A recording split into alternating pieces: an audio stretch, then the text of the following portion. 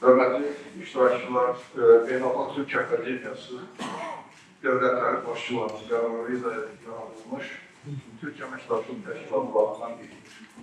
Akademiyanın başlıca missiyası elm və təhsil sahəsində Türk dövlətlərinin inteqrasiyası prosesinə dəstək vermək, bu sahədə ortaq platformaların yaradılması və müxtəlif beynəlxalq və regional layihələrin həyata keçirilməsinə öz nailiyyətini Türk dövlət başçılarının göstərişləri və təlimatları istiqamətində Türk Dünyası 2040 Vizyonu adlı strateji sənədinin qoyduğu hədəflər çərçivəsində quran beynəlxalq Türk Akademiyası Türk dövlətləri arasında elm və təhsil sahələrində əməkdaşlığın həyata keçirilməsi üçün öz səylərini əsirgənir.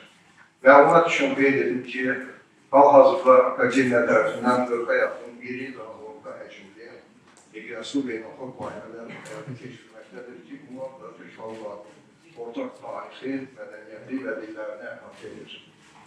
Bunlarla yanaşı təbii ki, Türk dövlət başçıları tərəfindən zirvə görüşlərində gündəmə gətirilən və Türk dünyası üçün aktual olan praktik məsələlərin elmə müstəvidə tətbiqi də Beynəlxalq Türk Akademiyasının fəaliyyətində önəmli bir vaxtıdır.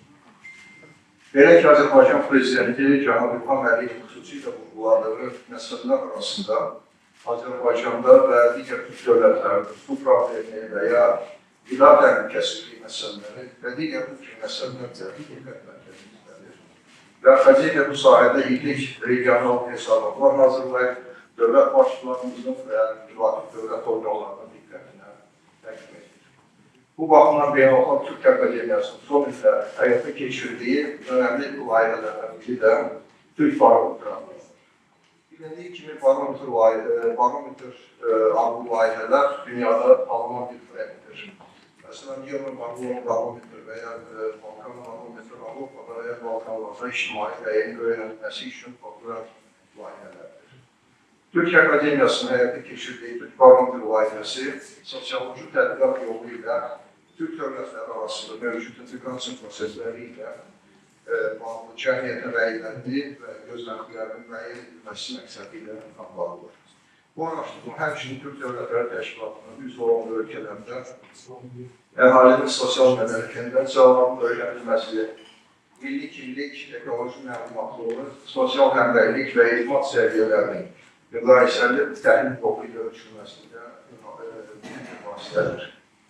2 il əvvəl apardığımız Türk Barometr 2023 tədqiqatı müxtəlif Türk toplumlarında Türk dünyasının yaxınlaşma və əməkdaşlıq prosesinə necə münasibət bəsləndiyini öyrənilməsi məsələsinə həsr olunmuşdur. Hazırki Türk Barometr 2024 tədqiqatında isə Türk dövlətləri arasında mövcud elm və təhsil əməkdaşlığına dair aktual məsələlər tədqiq olunmaqdadır. Hər zaman olduğu kimi bu ilk tədqiqatlar Azərbaycan, Qazaxıstan, Qırğızstan, Özbəkistan və Türkiyədə aparılmışdır. Bu araşdırmalar hər Türk dövləti və müvafiq ixtisaslaşdırılmış elmi qurumların köməyi ilə, o cümlədən Azərbaycanda da sosial tədqiqatlar mərkəzi ilə əməkdaşlıq şəraitində həyata keçirilmişdir. Tədqiqatda anket sorğusu metodu ilə Türk dövlətlərinin orta və ali təhsil müəssisələrində çalışan 4131 nəfər fakir müəllimin və ümumi sayı 156 nəfər olan Türk dövlətlərinin aparış universitetlərinin rektorları, hüquqlu alimləri və təhsil ekspertlərinin rəyi öyrənilmişdir. Əldə olmuş doğru məlumatları və ekspertlərin rəyləri əsasında bir sıra təkliflərlə təqdim olunmaqdadır. Beləliklə, bu tədqiqatın nəticələri uzun illərdir Türk dövlətləri arasında təhsil və elmi əməkdaşlıq sahəsində həyata keçirilən fəaliyyətin dolğun bir mənzərəsini müəyyən etməyə təqdim.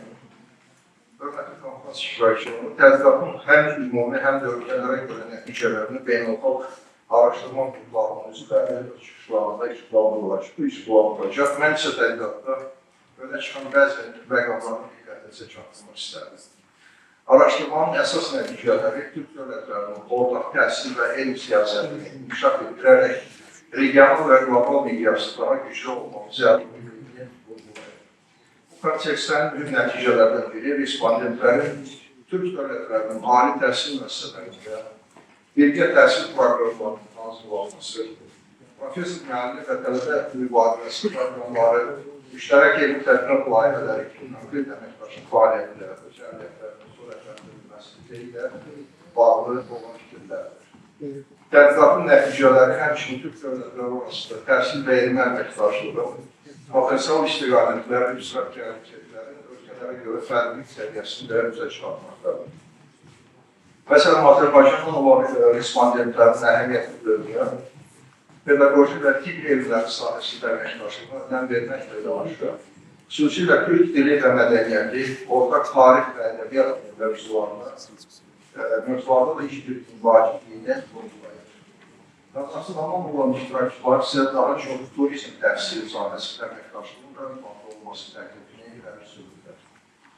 Qırğızstandan olan respondentlər təhsildə ortaq tarix və mədəniyyət araşdırmalarına böyük önəm verir və bu əməkdaşlıq mədəni birliyi yüksəldiləcəyinə inanlarını vurgulayır.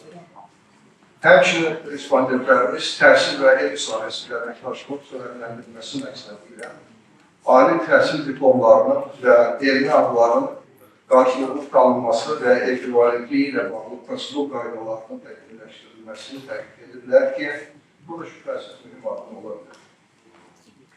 Eyni zamanda tədqiqatın nəticələri elm və təhsil sahəsində Türk dövlətləri arasında mövcud mübadilə proqramlarının tətbiqi ilə bağlı bəzi o qədər də ürək açmayan məqamlarından ortaya çıxarır.